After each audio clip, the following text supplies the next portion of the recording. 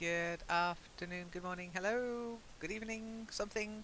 It's Lynn here from the Learn English Network in Let's Talk to the Hand. Now, somebody mentioned they had a problem getting into Tuesday's session through the link, but I tested it today and it worked. I tested this one and it worked. Eleanor's here, Shiny's here. So the links do work. Fingers crossed. Anyway, we're going to listen to the first 5 minutes of the video that we were watching last week, and then we'll start looking at it bit by bit. Okay? So let's begin.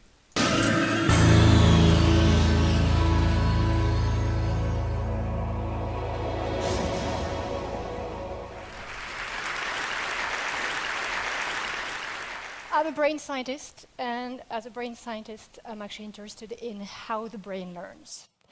And I'm especially interested in the possibility of making our brains smarter, better, and faster. This is in this context I'm going to tell you about video games. When we say video game, most of you think about children. It's true, 90% of children do play video games. But let's be frank. When the kids are in bed, who is in front of the PlayStation? Most of you. The average age of a gamer is 33 years old, not 8 years old. And in fact, if we look at the projected demographics of video game play, the video game players of tomorrow are older adults. So video games is pervasive throughout our society. It is clearly here to stay. It has an amazing impact on our everyday life. Consider these statistics released by Activision. After 1 month of release of the game Call of Duty Black Ops, it had been played for 68,000 years worldwide, right? Would any of you complain if this was a case about doing linear algebra? So what we're asking in the lab is how can we leverage that power? Now I want to step back a bit.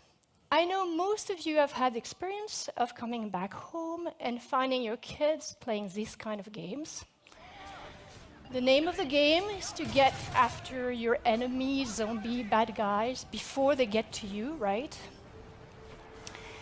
And I'm almost sure most of you have thought, oh, come on, can't you do something more intelligent than shooting at zombies? I'd like you to put this kind of knee-jerk reaction in the context of what you would have thought if you had found your girl playing Sudoku or your boy reading Shakespeare, right? Most parents would find that great. Well, I'm not going to tell you that playing video games days in and days out is actually good for your health. It's not, and binging is never good. But I'm going to argue that in reasonable doses, actually the very game I showed you at the beginning, those action-packed shooter games, have quite powerful effects and positive effects on many different aspects of our behavior. There's not 1 week that goes without some major headlines in the media about whether video games are good or bad for you, right? You're all bombarded with that.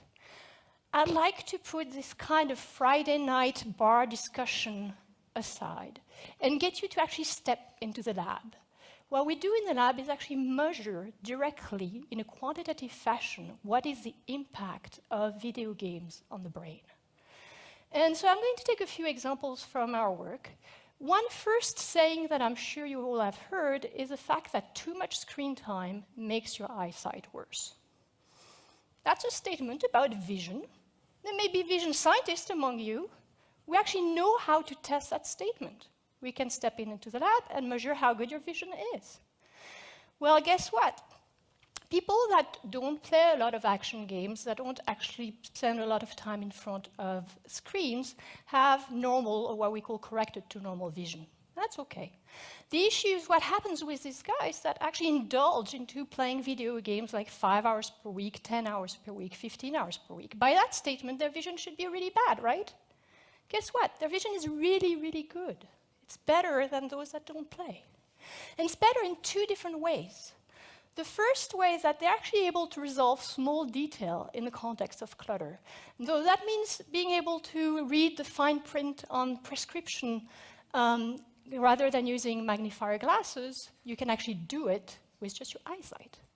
The other way that they are better is actually being able to resolve different levels of gray. Imagine you're driving in the fog.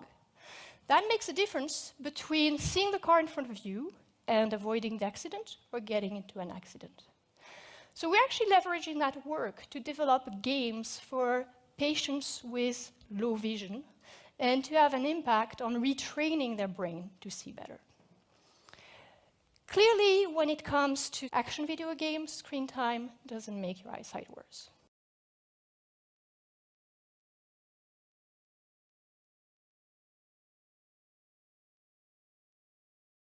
That's where we got up to last week about vision. Does it make your eyesight worse? I mean, I just wrote, I do get a headache if I spend too much time online. I don't know if you guys get your eyes get tired or not, but I certainly get Yes, dry my eyes eyes. is certainty. Yeah, Yeah, yeah. The headache, not so much, but I am tired. yeah, absolutely. Shiny, what do you mean TV is the demo? Oh, kidding. Okay. Don't kid. I take all questions seriously.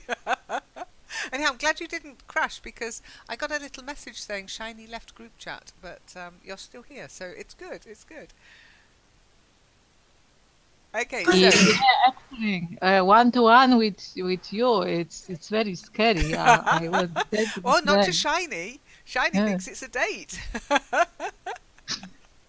Yeah, lucky, almost lucky. Yeah, absolutely. It's all about perspective, Eleanor. It's all about perspective. Okay, so there's a couple of things in the video because, as Tenicum Marco quite rightly pointed out last week, she's not a native speaker, so she says days in, days out. We don't say that. We say day in, day out. Okay, when you do something every day and it's a bit boring, you say, "Ah, day in, day out." I have to learn German grammar, day in, day out. And then she says doses, but it's actually doses. Sorry, she says doses, but it should be doses. Small doses of medicine. Doses is to have a little sleep. Now, to doze off. So doses with a soft S. Okay. And then she says levels as well, rather than, I can't remember what she actually said, but it should be levels. And grey, of course, in the transcript is AY. I'm British, I've just changed it to EY. Okay, so screen time makes your eyesight worse.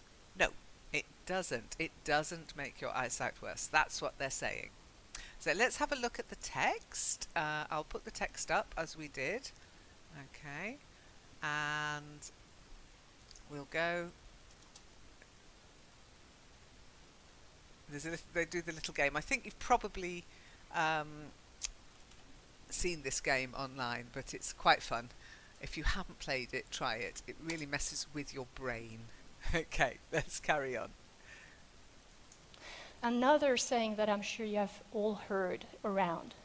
Video games lead to attention problem and greater distractibility. Okay, we know how to measure attention in the lab. I'm actually going to give you an example of how we do so. I'm going to ask you to participate, so you're going to have to actually play the game with me. I'm going to show you colored words.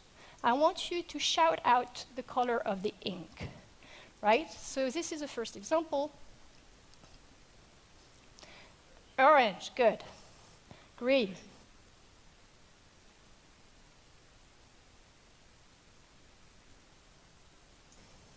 Red. Yellow. Red. Yellow. Green. You got my point, right? Okay.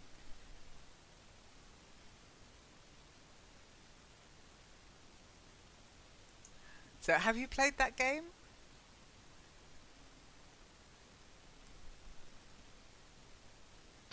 Not exactly this one, but I did the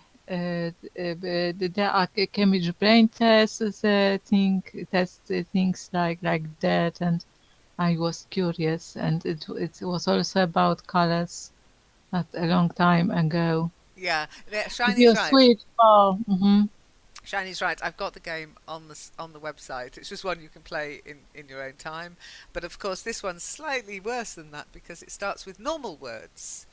Normal words, and you just read out the colour of the word. But once you're reading out the colour of the word, but the word is a colour and it's not the colour of the word, that becomes a problem for your brain. Yes, and I did something like this, and it's easy to get confused. It's easy to get confused, very It easy. is, Yeah, yeah. but once your brain catches on that that's what it's doing, I just switch it off from reading the word. I just make it look at the colour. Yes, so Yeah. do I, Yeah, you but have to literally make a little yeah, brain yeah, switch almost. What about yeah. you, Shiny? Have you played it, or did you find it easy or difficult? Just like you say, uh, at first I'll be confused, but later my brain will distinguish them, and I'll just read those words. Yeah, Uh, uh, don't mind those colors. exactly. You stop paying attention to the word and you just look at the colour. And it is a literal sort of flip of a switch almost. You train your brain. Um, anyway, let's see what she says about that. Hang on a second. Why is it like that? It's because the brain is in conflict. Well, I didn't make that game, but I repurposed it for the sake of a little bit of fun learning English colours. It's been around a long time. As she said, it's a measurable way of seeing how well you can pay attention. And being able to pay attention is a big thing in education. I mean, we've got whole disorders based around an inability to pay attention. Attention deficit disorder, ADD, attention deficit hyperactivity disorder, ADHD, otherwise known as being a normal child. Oh, I'm sure there's some really severe examples of it in reality, but quite often just lively children are labelled with these disorders, and it's a bit unfair because I'm sure when I was younger I would have been labelled the same way and stuck on, was it Ritalin or something? I don't know. Anyway, let's see what she says about why is it hard, okay? You're getting better, but it's hard. Why is it hard? Because I introduced a conflict between the word itself and its color. How good your attention is determines actually how fast you resolve that conflict. So the young guys here at the top of their game probably liked it a little better than some of us that are older. What we can show is that when you do this kind of task with people that play a lot of action games, they actually resolve the conflict faster. So clearly, playing those action games doesn't lead to attentional problems.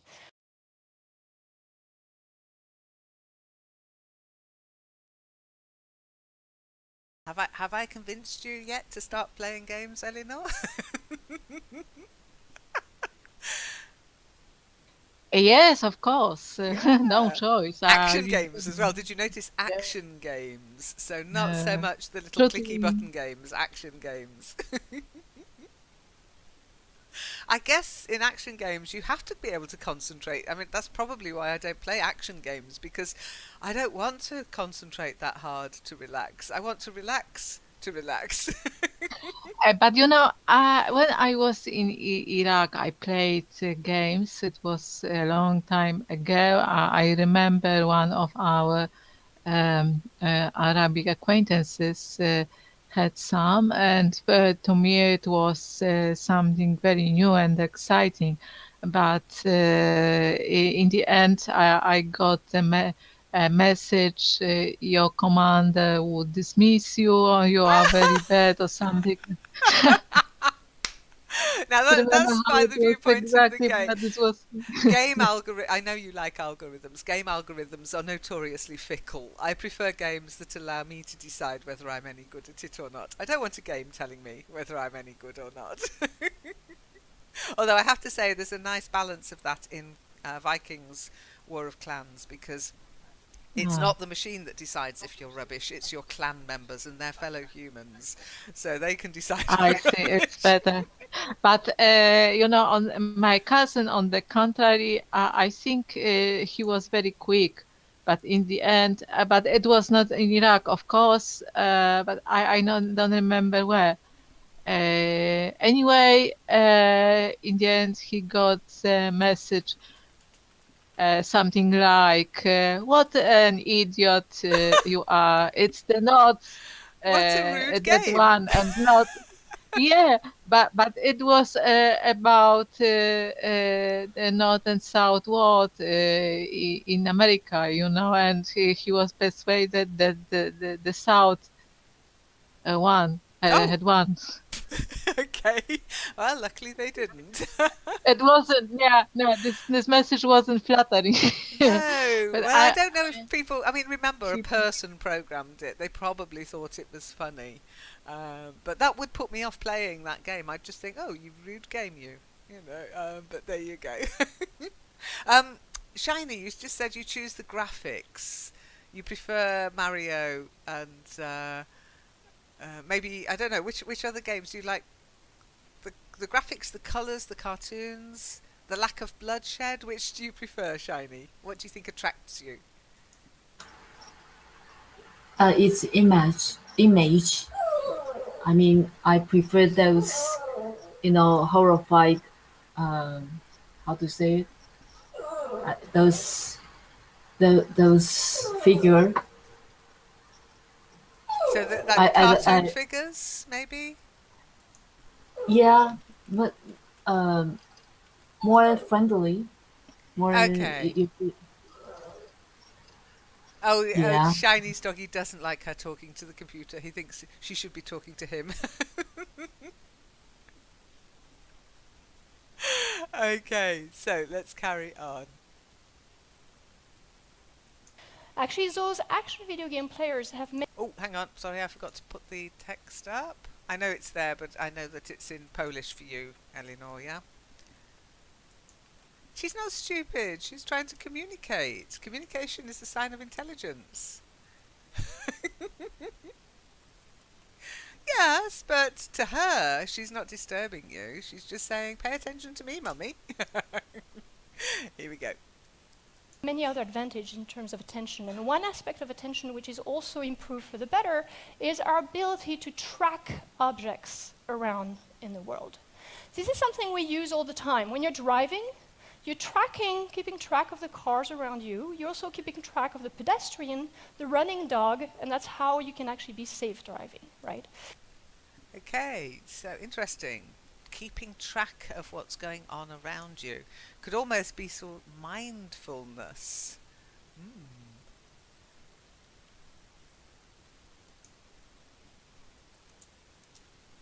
But I'm not that good. Yeah, not everyone. I'm not that good at keeping track of everything that's around me. Out when I'm driving, yes, because I guess I'm driving a big machine. It could kill someone. But when I'm at home, I don't know. I certainly don't keep track of my keys.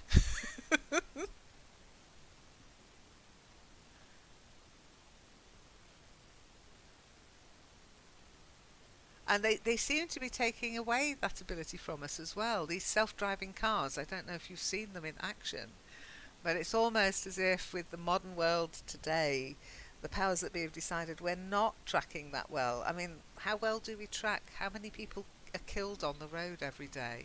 Hmm. I have seen a new video by Sebastian Thrun about self-flying plane. Oh, I don't know about that. Yeah, yeah, you can do a degree online, I think. Oh, But no, no, it's no, no, university. no. So how do they actually track that? Okay.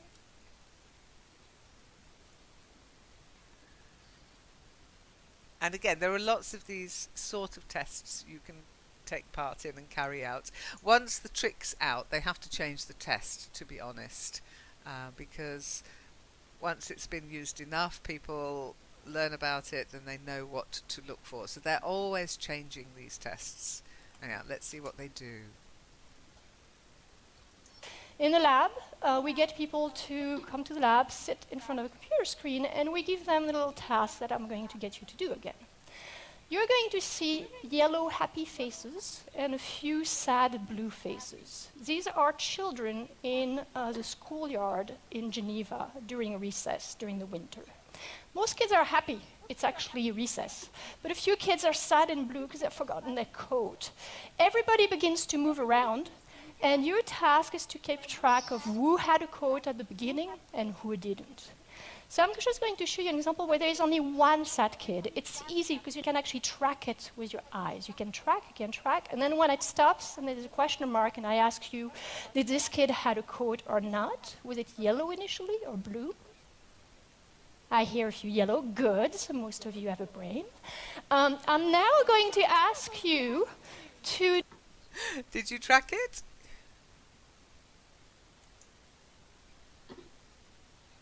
Yay, well done, Shani. Elinor, did you track it? No, I was reading the text. I love it. Okay, it's also a case of paying attention, knowing what to pay attention to, I guess.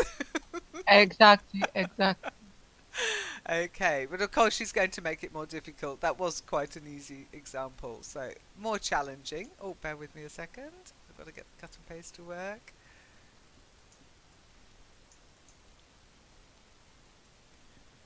Oh, hang on.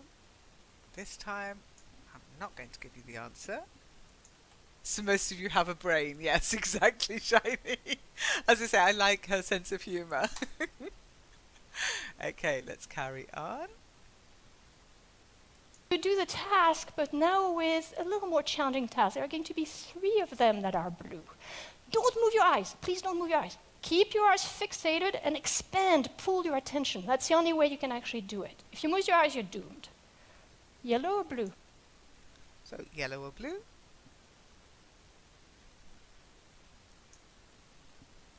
Yellow.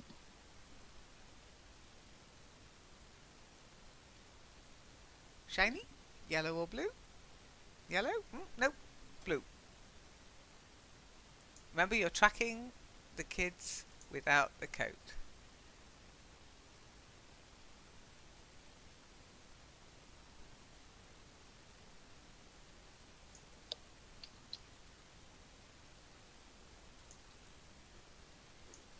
And she gave a bit of a clue at the beginning. She said blue.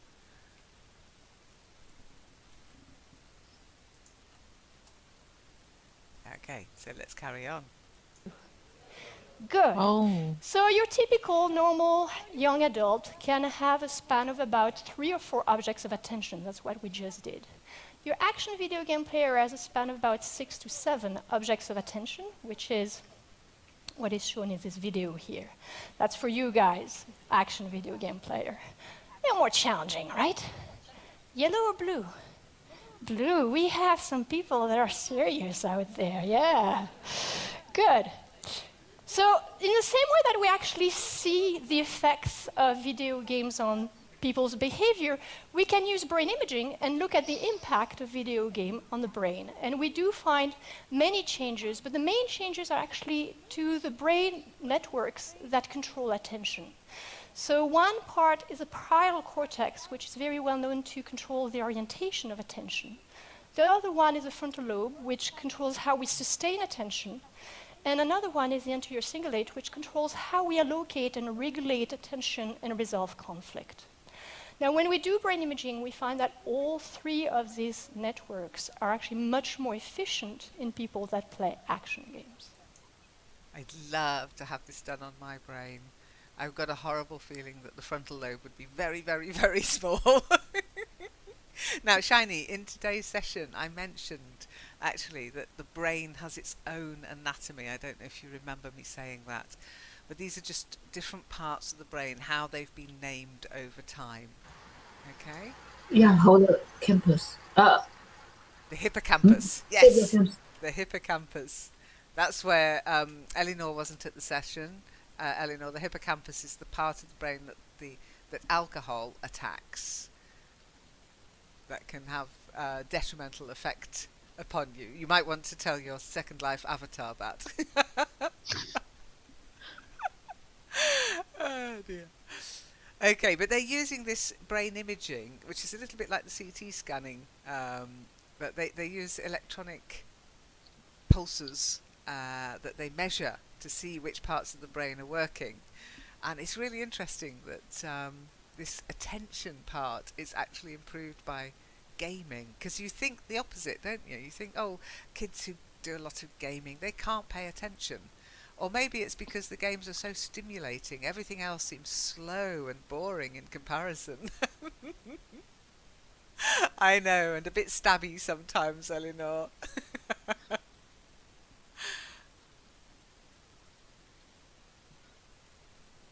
Okay, let's carry on.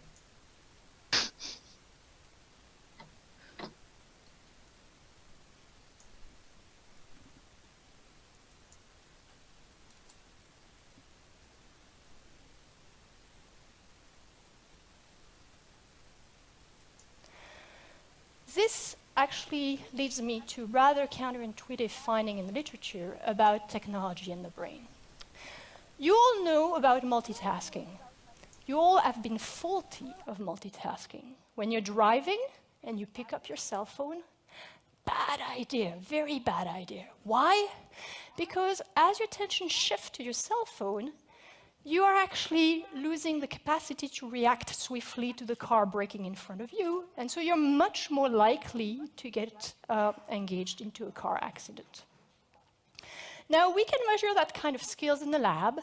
We obviously don't ask people to drive around and see how many car accidents they have. That would be a little costly proposition. But we design tasks on the computer where we can measure to the millisecond accuracy how good they are at switching from one task to another. When we do that, we actually find that people that play a lot of action games are really, really good. They switch really fast, very swiftly, they pay a very small cost.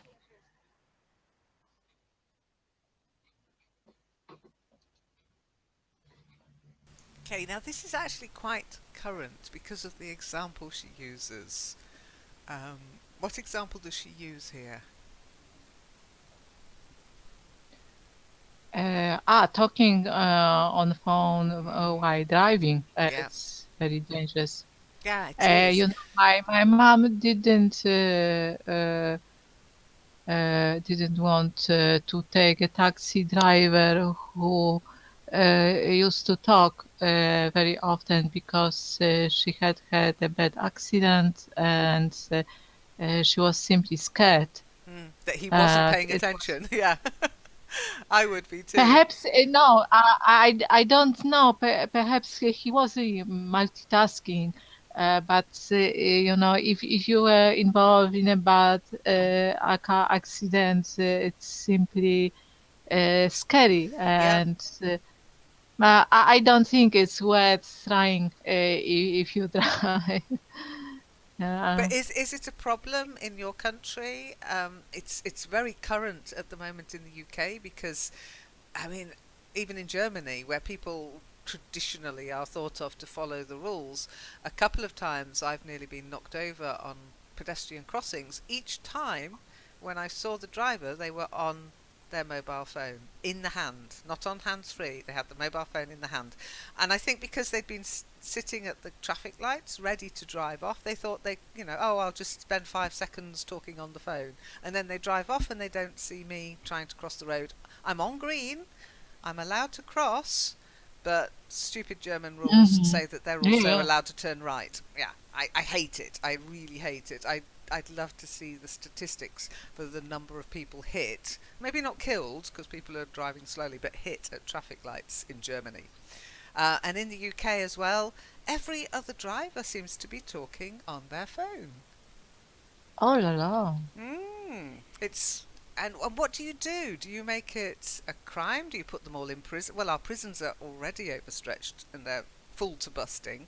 So how can you dissuade people? They're talking about doing campaigns like the drink drive campaign that happened in the past, which did have a good effect, stopped people from drink driving.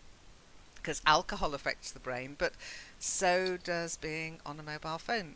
It's a distraction. You're not concentrating on the driving, you're concentrating on the communicating, and that your brain can only do so many things at one point to its optimum. And to me, if you're driving, your concentration should be involved in the driving, not in having a chit chat about what to buy at the shops or when you'll be in for the meeting or whatever. Shiny, is there a problem in your country? I know that you've got in Japan especially, it's people do follow the rules. Do they have an issue with driving and texting or on the phone? Yes, I Yeah. think it happened in the world. I mean, it's this issue. We have it in the world, right? Not just Japan. I think the whole world. Yeah, I think so. I mean, it's new technology. Maybe that's why. I'm afraid to say it gets worse than that. Um, there was an HGV driver in Kent in the UK, um, and there's a video from the police camera. They caught him not with his mobile phone, but with his laptop on the driving wheel, watching a film.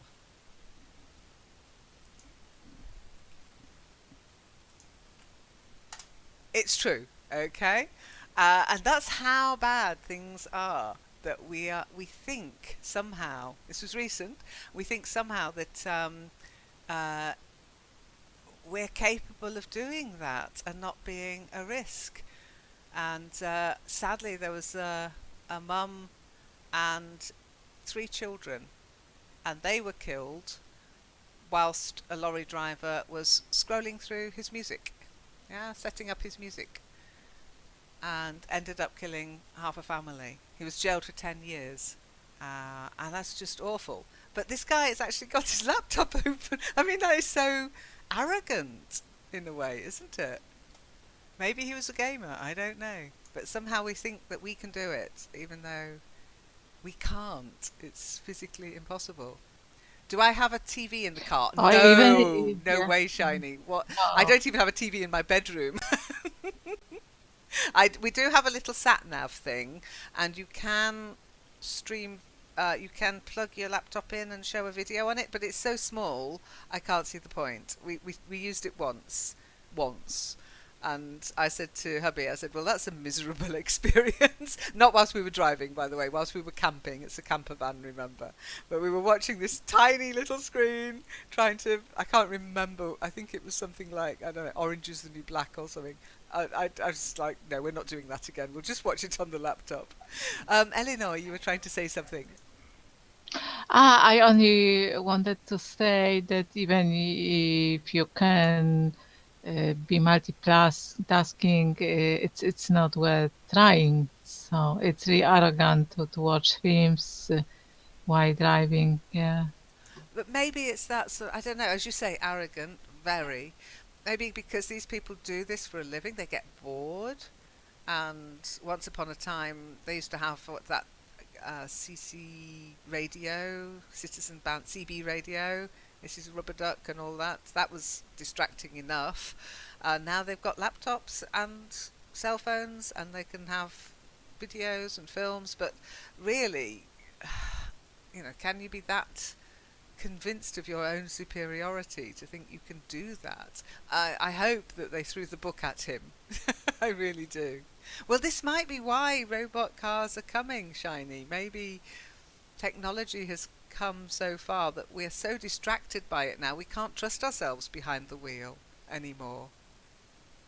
Every car is a killing machine. Every time I get in the car, I know that I'm getting into a lethal weapon, and I'm very aware of that.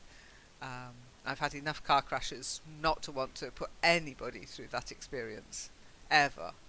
But of course, shit happens.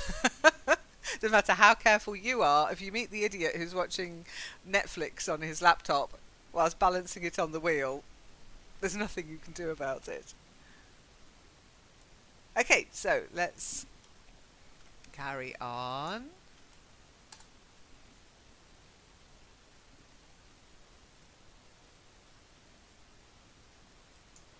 Now, I'd like you to remember that result and put it in the context of another group of technology users, a group which is actually much revered by society, which are people that engage in multimedia tasking.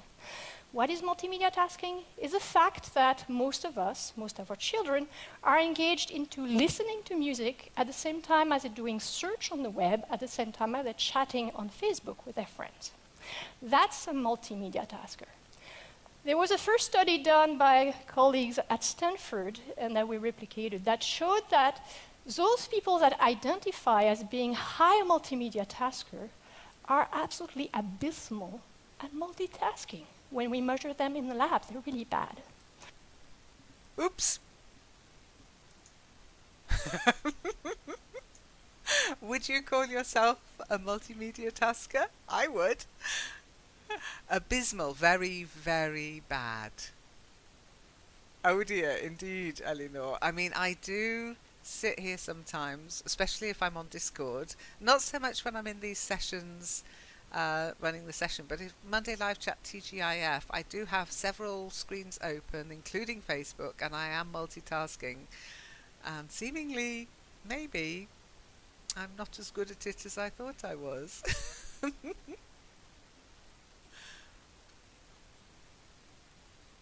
So there's a different kind of multitasking, I guess. One that you're paying full attention to everything going on around you.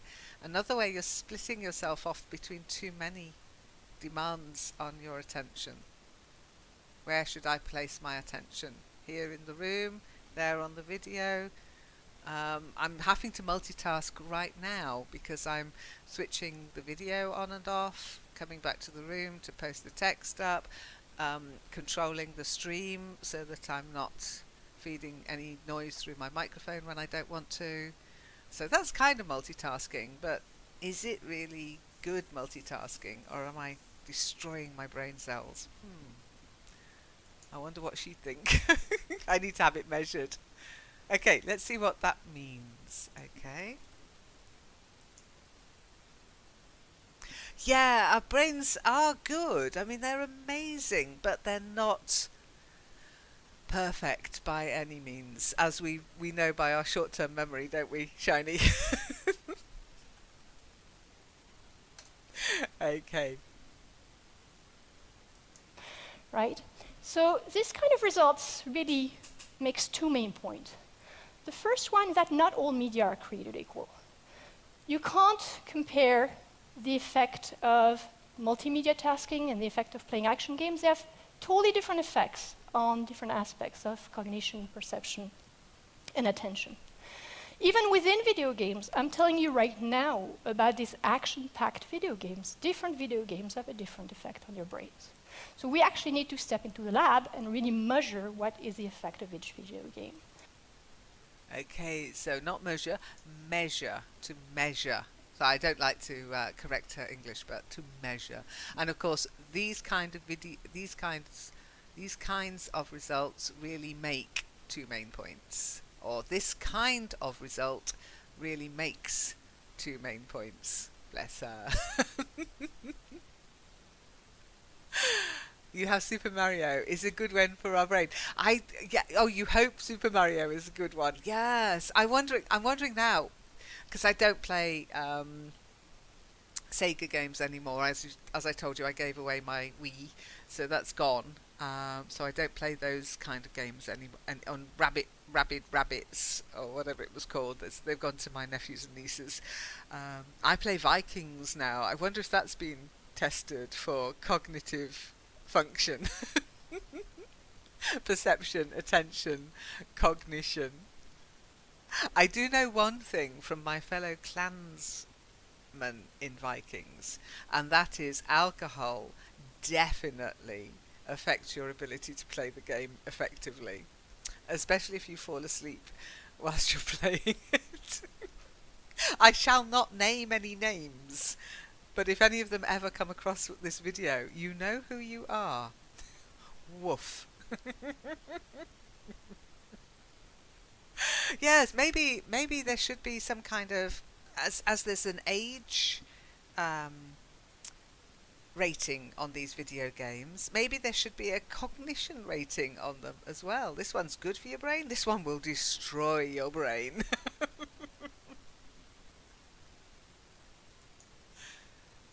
What do you think though, Shiny? Just thinking about it, having played the game, do you think it's good for your brain, Super Mario?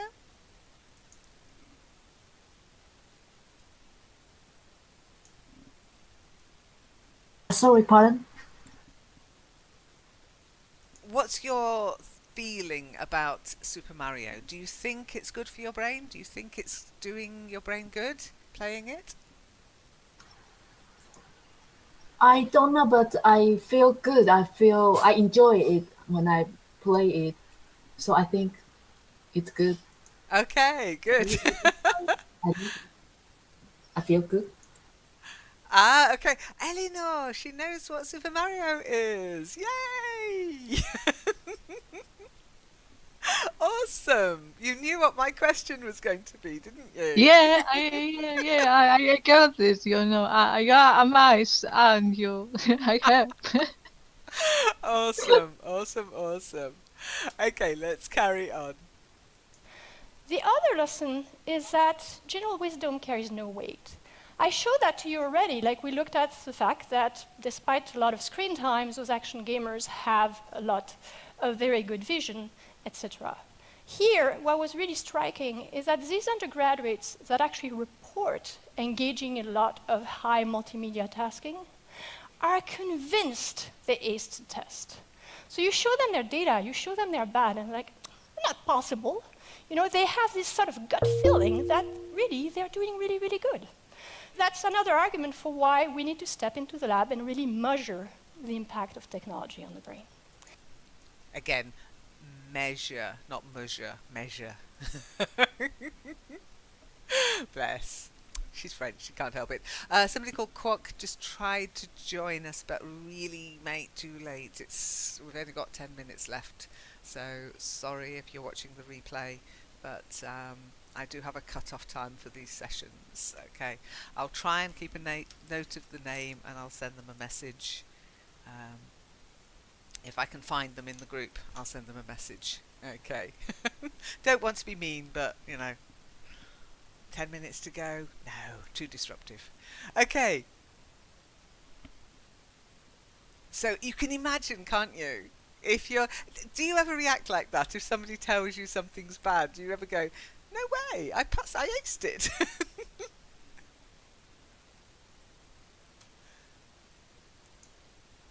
I remember I did not very well in one of my German tests, and I was astonished. Yes. Oh, Yeah, okay. I'm I honest. am astonished. Yeah. I don't know. Ask Eleanor. She's learning French. Is that normal to say mesure instead of measure in French, Eleanor? Mesire, mesire. Okay, so she's just getting a little confused is all. Mm-hmm. And majeur would be more, if I was to spell, it doesn't exist as a word, but if I was to spell it, I'd say majeur, maybe. Um, majeur, if it was a word. I don't think it's a word. I don't know every word in the English language. Maybe there is such a word as majeur. But measure. Measure for measure. Okay, let's carry on. Now, in a sense, when we think about the effect of video games on the brain, it's very similar to the effect of wine on health. There are some very poor use of wine. There are some very poor use of video games. But when consumed in reasonable doses and at the right age, wine can be very good for health. There are actually specific molecules that have been identified in red wine as leading to greater life expectancy. So it's the same way, like those action video games have a number of ingredients that are actually really powerful for brain plasticity, learning, attention, vision, etc. And so we need, and we're working on understanding what are those active ingredients so that we can really then leverage them to deliver better games either for education or for rehabilitation of patients. Okay, so there you are. We've got a nice little segue into what we've been talking about in Kitely. Wine, alcohol. Yeah, I was talking today, we were talking about how bad it is, but if you notice, it's bad in when you're abusing it, when somebody's got a drinking problem. And they have, I mean, I'm a wine drinker, I like my red wine, but we do get these conflicting messages sometimes. Red wine's good for you, red wine's good for your brain, red wine causes cancer, red wine affects the fetus in the womb, you shouldn't drink when you're pregnant. Oh, you can drink a little bit when you're I mean, nobody really knows. But I will go They by are what suits me. conflicting. Red wine's good for me. Just not too much of it. Elinor, you were saying. For your heart, you can hear something like that very That's often. right. Yeah. A glass of red wine. It is Not so much. confusing. Yeah. Confusing. Yeah. You are confused. It is confusing. What we call mixed messages. And it's bad science, basically. Especially when it hits the news and the internet. A scientist somewhere will find a relationship to a particular thing from a study, and then the media jumps on it and it becomes a fact, even though it needs further study, even though it was only 5 people that were looked at. And sometimes, of course, there are lobbies and Yes. research is influenced. It's very difficult to Always find out discover. who funded the research. If it was funded by the Red Wine Marketing Board, you might want to question the very veracity of the findings. Chocolate is an Conflict of interest. aphrodisiac, as sponsored, as researched by Cadbury's.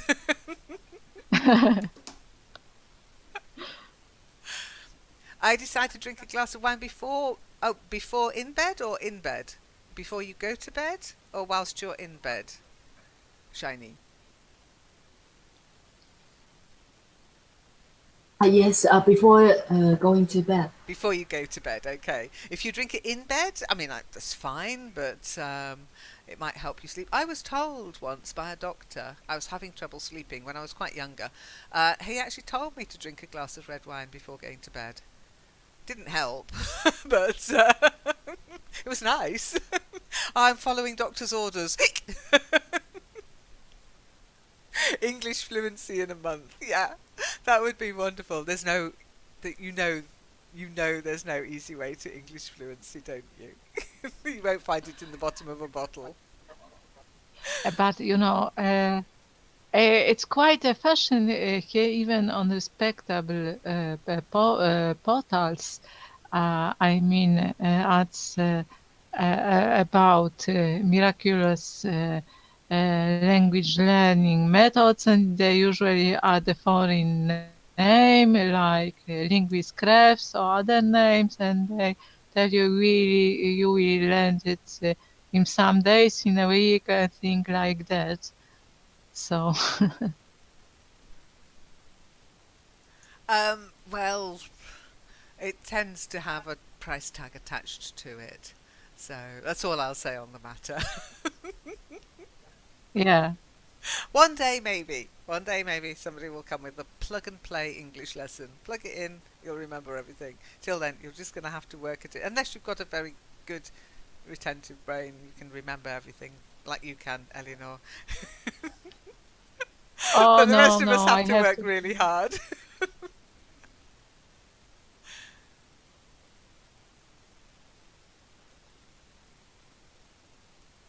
Okay, so But that's mhm. oh sorry.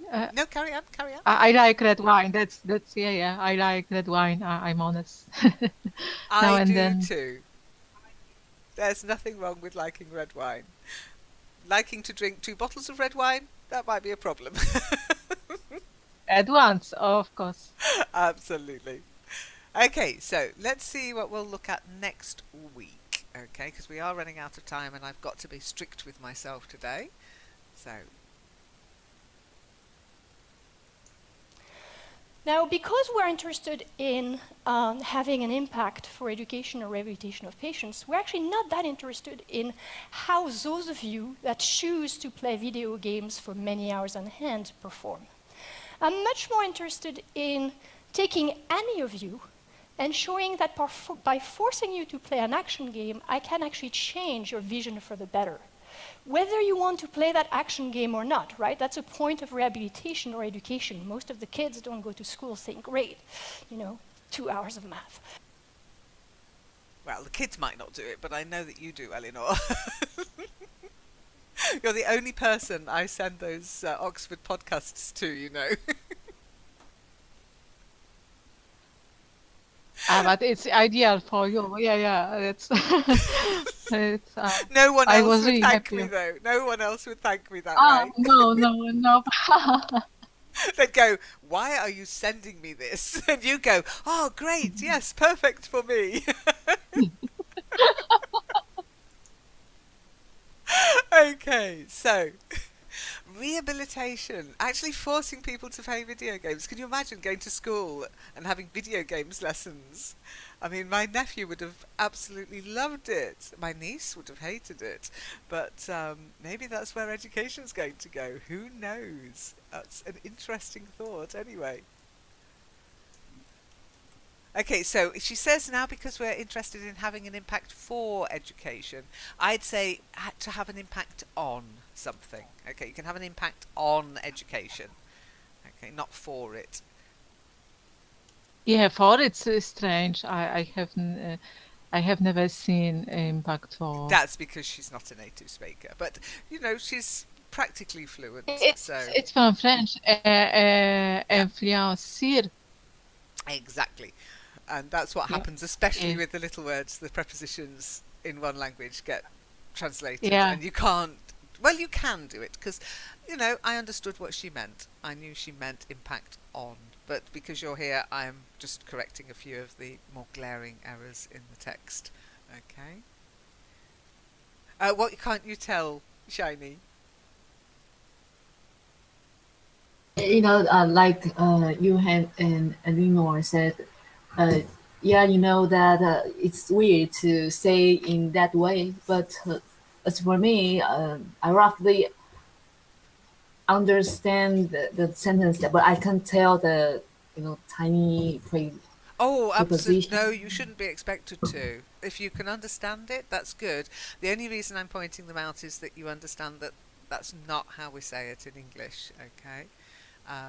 But that's because I spot that straight away. I'm like, oh gosh, but this is how people speak, and some native speakers speak like this as well. Not every native speaker knows even what a preposition is, never mind how to use them.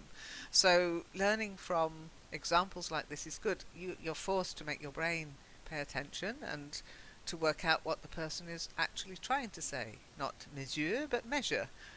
Not impact for, but impact on. Yeah? And as long as I'm here to point it out for you, it's golden, it's fine. But what was your favourite topic at school then? What was your favourite subject? What was the subject that you thought, great, double math? Did you have any particular topic or subject, Shiny?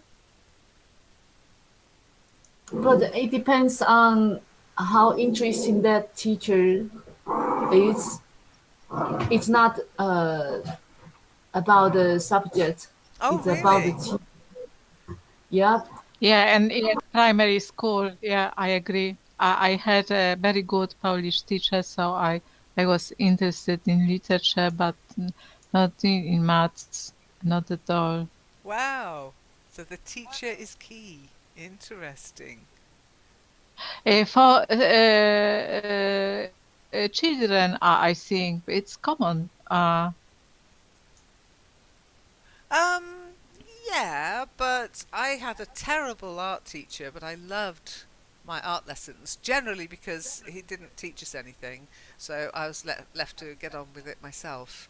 And they were my favourite that was my favourite subject, but the teacher was rubbish.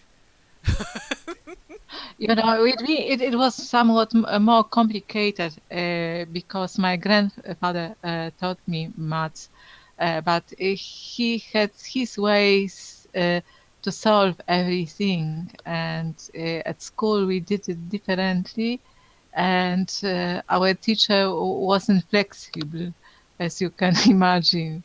So it was somewhat conflicting, but I think I learned quite a lot of Good. my grandma father's methods. I guess, Did you but get those it horrible was really messages discouraging.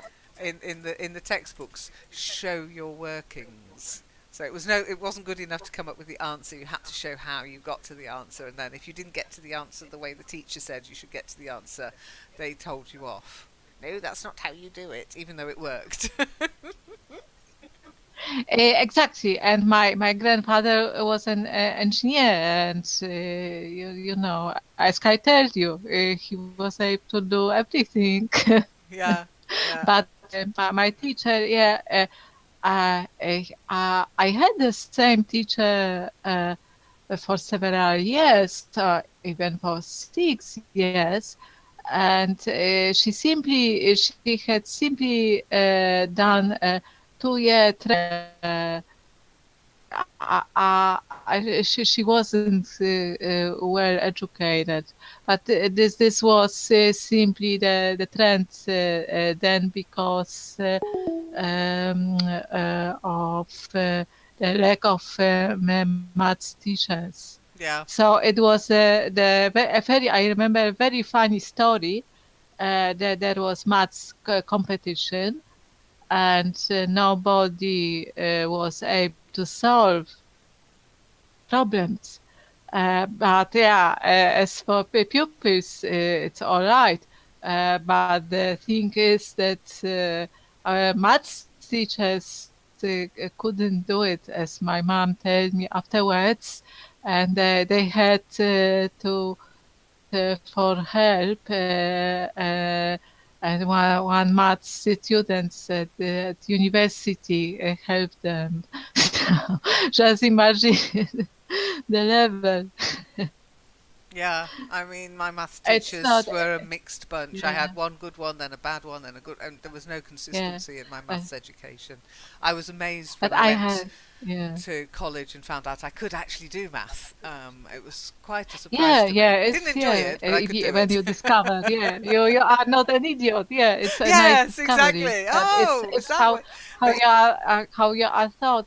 And I remember I tried to read manuals, but it wasn't really effective.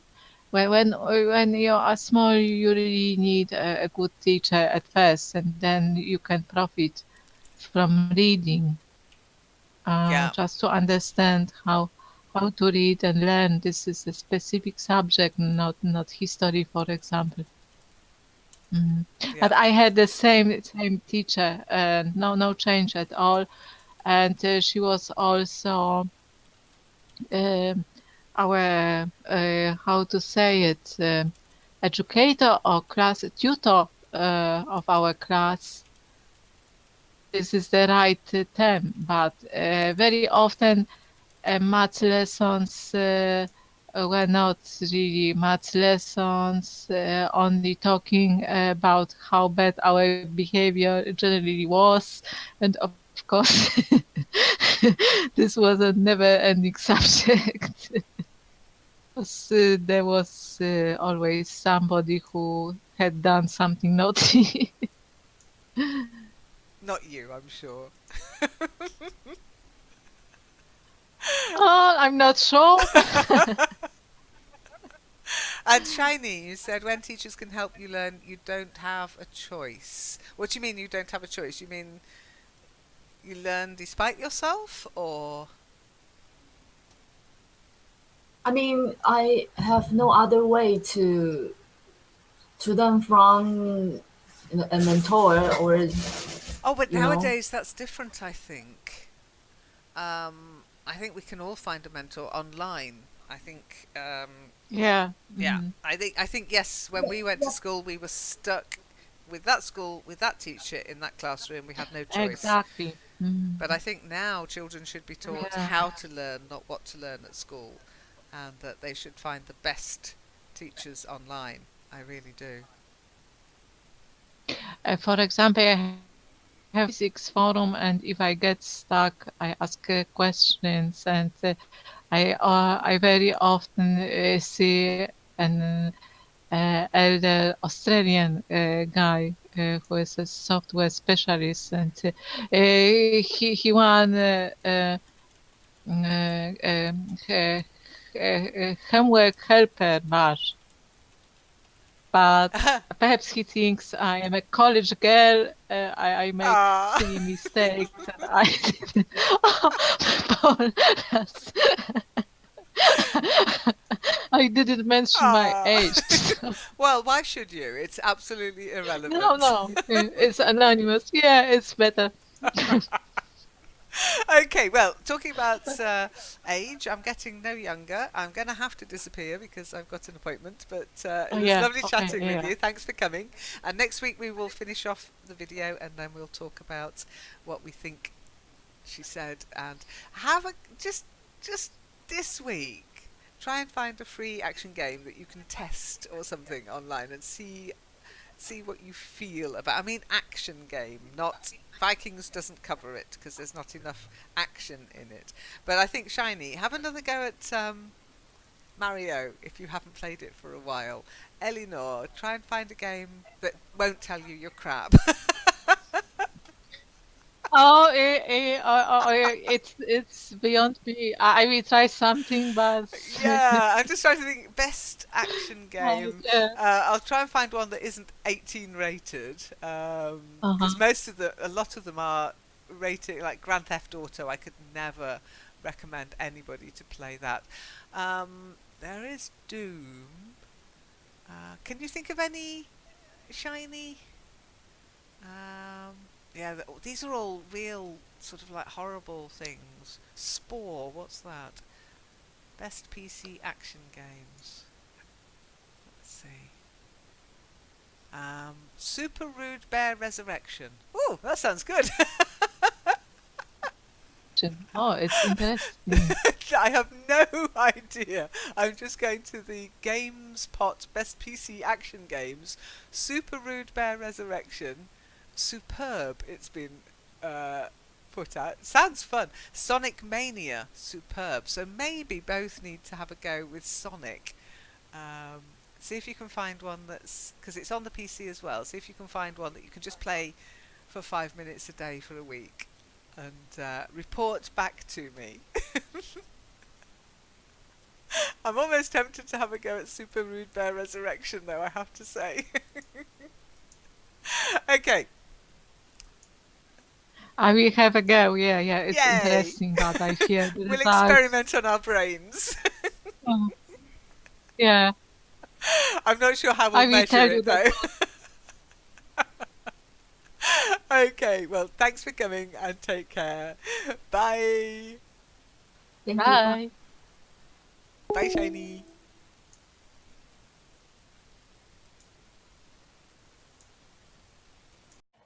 Older adults. So video games is pervasive throughout our society. It is clearly here to stay. It has an amazing impact on our everyday life. Consider these statistics released by Activision. After 1 month of release of the game Call of Duty Black Ops, it had been played for 68,000 years worldwide, right? Would any of you complain if this was a case about doing linear algebra? So what we're asking in the lab is how can we leverage that power? Now I want to step back a bit. I know most of you have had the experience of coming back home and finding your kids playing these kind of games. The name of the game is to get after your enemy, zombie, bad guys before they get to you, right? And I'm almost sure most of you have thought, oh, come on, can't you do something more intelligent than shooting at zombies? I'd like you to put this kind of knee-jerk reaction in the context of what you would have thought if you had found your girl playing Sudoku or your boy reading Shakespeare, right? Most parents would find that great. Well, I'm not going to tell you that playing video games days in and days out is actually good for your health. It's not, and binging is never good. But I'm going to argue that in It's good. Okay, Yeah. so Actually, one-to-one with you, it's very scary. I was dead to well, not to play. Shiny. Shiny Yeah. thinks it's a date. Yeah, lucky, almost lucky. Yeah, absolutely. It's all about perspective, Eleanor. It's all about perspective. Okay, so there's a couple of things in the video because as Tenicum Marco quite rightly pointed out last week, she's not a native speaker, so she says days in, days out. We don't say that. We say day in, day out. Okay, when you do something every day and it's a bit boring, you say, day in, day out. I have to learn German grammar. Day in, day out. And then she says doses, but it's actually doses. Sorry, she says doses, but it should be doses. Small doses of medicine. Doses is to have a little sleep. Now, to doze off. So doses with a soft S. Okay. And then she says levels as well, rather than, I can't remember what she actually said, but it should be levels. And grey, of course, in the transcript is AY. I'm British, I've just changed it to EY. Okay, so screen time makes your eyesight worse. No, it doesn't. It doesn't make your eyesight worse. That's what they're saying. So let's have a look at the text. I'll put the text up as we did. Okay. And we'll go. reasonable doses, actually the very game I showed you at the beginning, those action-packed shooter games, have quite powerful effects and positive effects on many different aspects of our behavior. There's not 1 week that goes without some major headlines in the media about whether video games are good or bad for you, right? You're all bombarded with that. I'd like to put this kind of Friday night bar discussion aside and get you to actually step into the lab. What we do in the lab is actually measure directly in a quantitative fashion what is the impact of video games on the brain. And so I'm going to take a few examples from our work. One first saying that I'm sure you all have heard is the fact that too much screen time makes your eyesight worse. That's a statement about vision. There may be vision scientists among you. We actually know how to test that statement. We can step into the lab and measure how good your vision is. Well, guess what? People that don't play a lot of action games, that don't actually spend a lot of time in front of screens, have normal, or what we call corrected to normal vision. That's okay. The issue is what happens with these guys that actually indulge into playing video games like 5 hours per week, 10 hours per week, 15 hours per week. By that statement, their vision should be really bad, right? Guess what? Their vision is really, really good. It's better than those that don't play. And it's better in 2 different ways. The first way is that they're actually able to resolve small detail in the context of clutter. Though that means being able to read the fine print on prescription rather than using magnifier glasses, you can actually do it with just your eyesight. The other way that they are better is actually being able to resolve different levels of gray. Imagine you're driving in the fog. That makes a difference between seeing the car in front of you and avoiding the accident or getting into an accident. So we're actually leveraging that work to develop games for patients with low vision and to have an impact on retraining their brain to see better. Clearly, when it comes to action video games, screen time doesn't make your eyesight worse.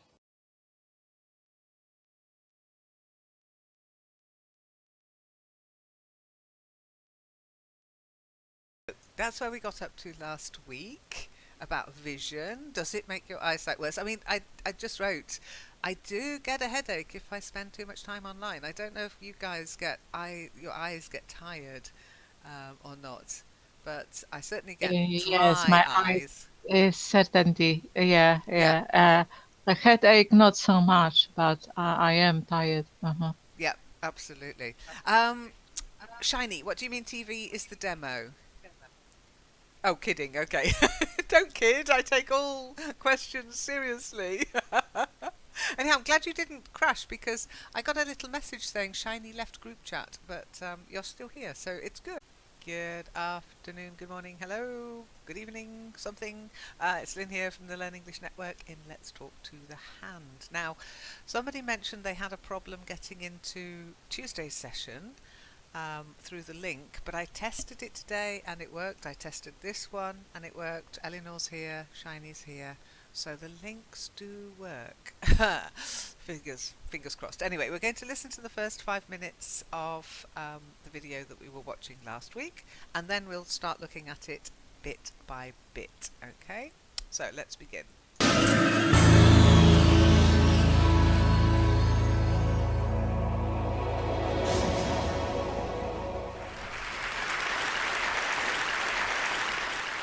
I'm a brain scientist, and as a brain scientist, I'm actually interested in how the brain learns. And I'm especially interested in the possibility of making our brains smarter, better, and faster. This is in this context I'm going to tell you about video games. When we say video game, most of you think about children. It's true, 90% of children do play video games. But let's be frank. When the kids are in bed, who is in front of the PlayStation? Most of you. The average age of a gamer is 33 years old, not 8 years old. And in fact, if we look at the projected demographics of video game play, the video game players of tomorrow are